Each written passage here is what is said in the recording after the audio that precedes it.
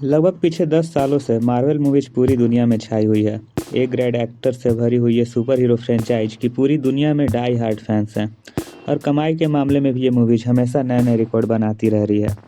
हालांकि हर किसी का टेस्ट अलग होता है और हर किसी का एंटरटेनमेंट भी अलग होता है। यही कारण है कि आजकल के जाने माने डायरेक्टर्स मार्वल मूवीज के बारे में उल्टा सीधा बोल रहे हैं, जो कि मार्वल फैंस को बहुत ही बुरी लग रही है।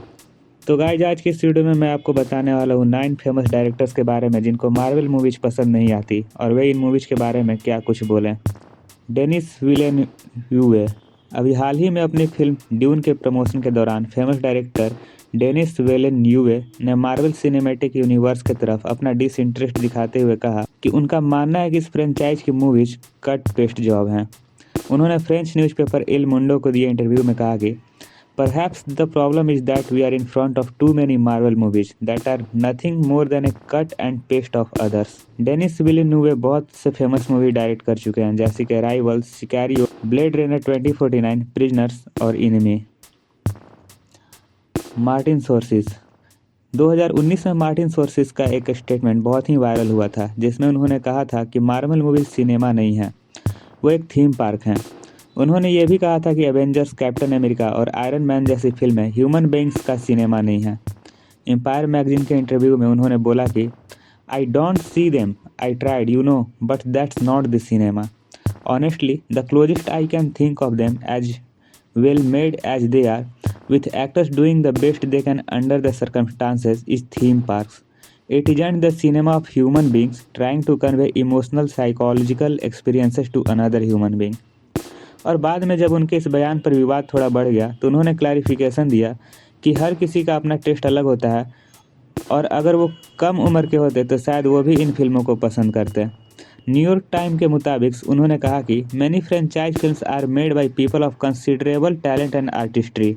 You can see it on the screen. The fact that the films themselves don't interest me is a matter of personal taste and temperament. I know that if I were younger, I would come of age at a later time. I might have been excited by these pictures and maybe even wanted to make one myself. बून जून हो Oscar winning director, जिन्हें film parasite के लिए Oscar मिला था, उन्होंने Marvel movies के costume को criticise किया। उन्होंने कहा कि सुपर हीरो जिस तरह से टाइट कपड़े पहनते हैं वैसा प्रैक्टिकल नहीं है और उनको ये बात कभी समझ में भी नहीं आएगी। उन्होंने ये भी कहा कि वो कोई सुपर हीरो मूवीज कभी डायरेक्ट नहीं करेंगे क्योंकि उनकी कॉस्ट्यूम्स काफ़ी टाइट होती है और अगर कोई ऐसा सुपर हीरो है जो ढीला ढाला कपड़ा पहनता है तो वो इस बारे में सोच सकते हैं। उनका पूरा स्टेटमेंट कुछ ऐसा है: I respect the creativity that goes into superhero films, but in real life and in movies, I can't stand people wearing tight-fitting clothes. I will never wear something like that. And just seeing someone in tight clothes is mentally difficult. I don't know where to look and I feel suffocated. Most superheroes wear tight suits, so I can never direct one. I don't think anyone will offer the project to me either. If there is a superhero who has very boxy costume, maybe I can try.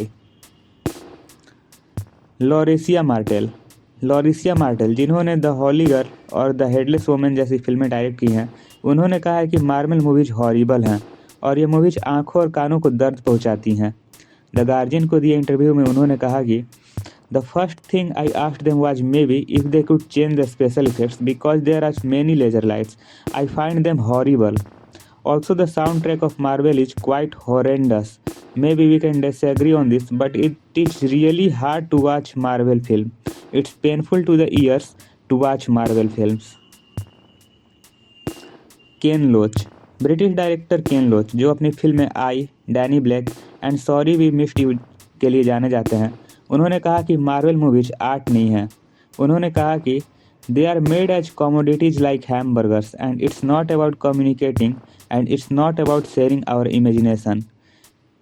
Sky News 2018 को दिए interview में उन्होंने बताया, it's about making a commodity which will make a profit for big corporation. They are cynical exercise, they are market exercise and it has nothing to do with art of cinema. Where money is discussed, art is impossible. Ridley Scott, जिन्हें अपनी classic फिल्में Alien, Blade Runner, Gladiator, Black Hawk Down और The Martian जैसे फिल्मों के लिए जाना जाता है, उन्होंने कहा कि सुपर हीरो फिल्में उनके लिए नहीं हैं. द डिजिटल स्पाई को दिए इंटरव्यू में उन्होंने कहा कि Superhero movies are not my kind of thing. That's why I have never really done one. I have been asked several times, but I can't believe in a thin, gossamer, tight trope of non-reality of situation of the superhero. Francis Ford कोपाला।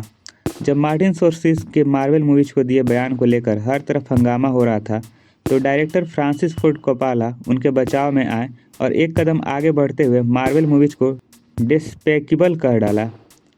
डिस्पेकेबल का मतलब तो घिनौना होता है, लेकिन अगर आप इस वर्ड का गूगल करेंगे तो इसका मतलब आएगा नाली का कीड़ा। फ्रांस 24 को दिए इंटरव्यू में उन्होंने कहा कि When Martin Scorsese says that Marvel pictures are not cinema, he is right, because we expect to learn something from cinema. We expect to gain something, some enlightenment, some knowledge, some inspiration. I don't know that anyone gets anything out of seeing the same movie over and over again. Martin was kind when he said it's not cinema. He didn't say it despicable, which I just say it is.